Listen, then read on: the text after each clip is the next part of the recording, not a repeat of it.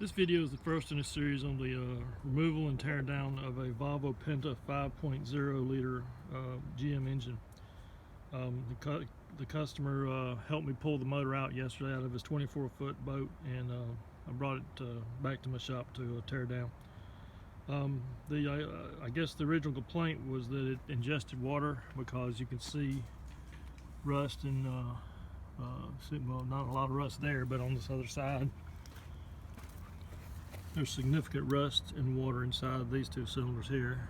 Not much there, none there. But anyway, so this engine ingested water, and the customer asked me to rebuild it. But this is what we're going to do is not just rebuild it. We're going to replace this 5.0 with a 5.7, and we've already bought the 5.7 bare block or core block, and I'm going to be tearing that down this week and take it to a machine shop for preparation of rebuilding. All the accessories on this 5.0 liter engine will be swapped over to the 5.7.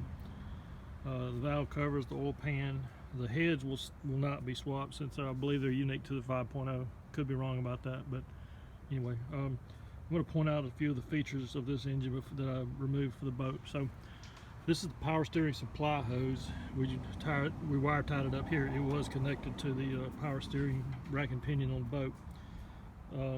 So the power steering system consists of this cooler here and this line here. This line here was connected right there, and the reason we took it loose is because we had the shifter cable from the front console control went right through here, so we had to pull this loose to get that around the shifter cable, which stayed in the boat. This connection here was the water supply from the outdrive, and it stays with the boat, so you had to pull that off.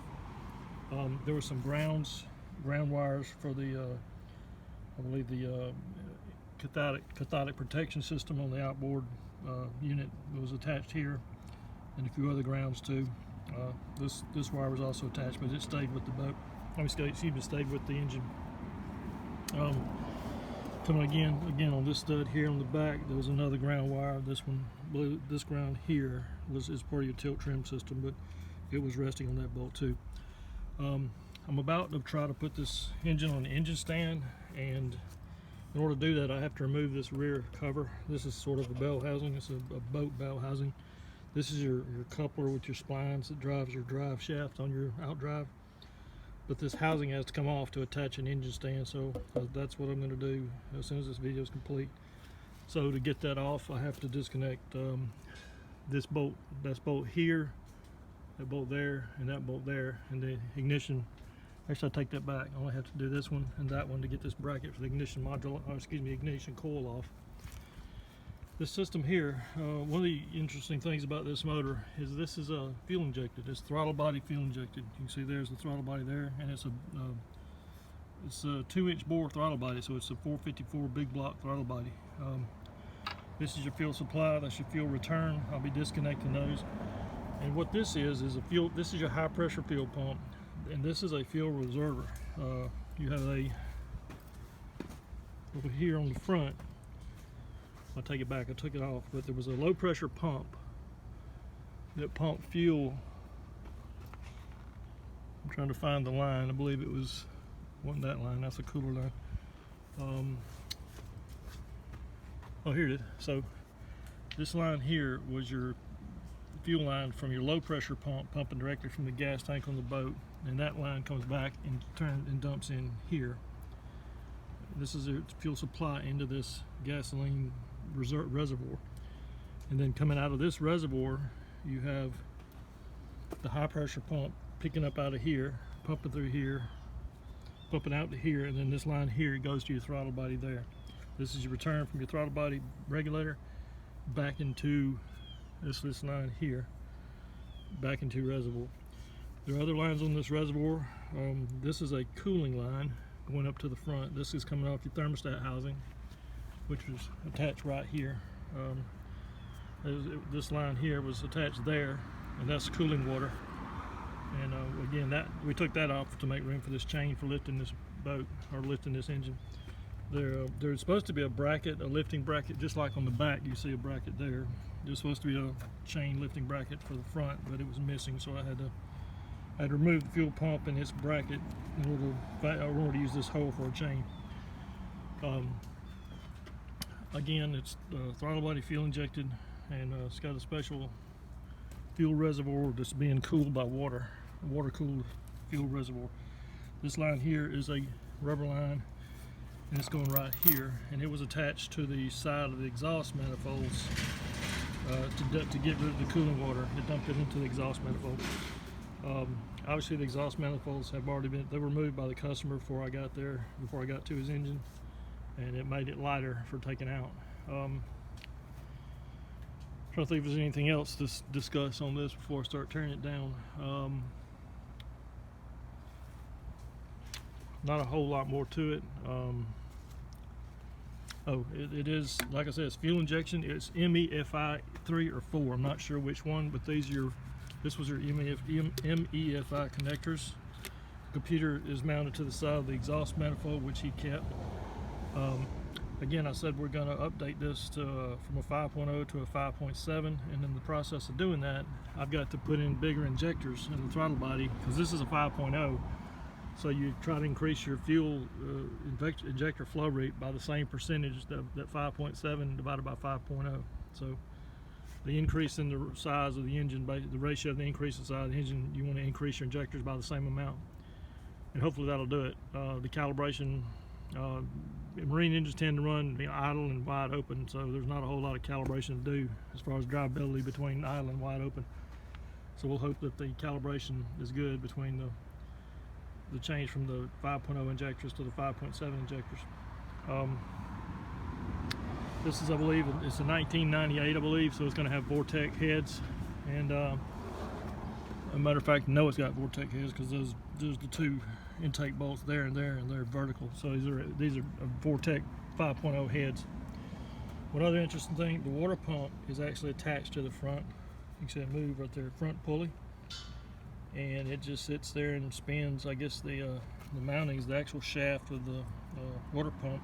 The shaft is anchored to this. It spins, so the housing is stationary while the shaft spins inside of it. And what keeps it from spinning around is this metal bracket here is just out here and keeps it from spinning on around. I guess they didn't trust the rubber hose to do the same thing, but anyway. That's about it. Like I say, the harness, this part of the harness stayed with the engine. We can see we've got most of it here, and then the other harness stayed with the boat. That's all I need to discuss. Also, the part of the harness stayed with the this much of the harness stayed on the starter. This wire here is your starter solenoid to start your engine. There's usually a wire here going back to your ignition coil for giving it power during starting conditions, but since this is fuel injected, I guess they didn't use that.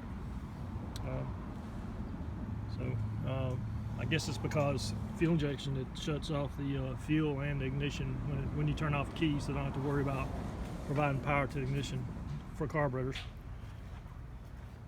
So one more trip around. Let me see if I'm gonna try to cover some of the high points. Any kind of your power steering pump is mounted right here, and there appear to be two washers. Let's see if I can point this out. That's a stud, and there are two washers behind this bracket to space it out evenly. And that's because this surface right there is not sticking out as far as the lower surface on the. Actually, I take that back. It is sticking out the same distance as the water pump. So I spoke wrong about that. But anyway, looks like this thing's worked on before, because that bolt there is not even seated, unless the customer took this apart, which I don't think he did. Somebody's worked on this before and didn't put that back in.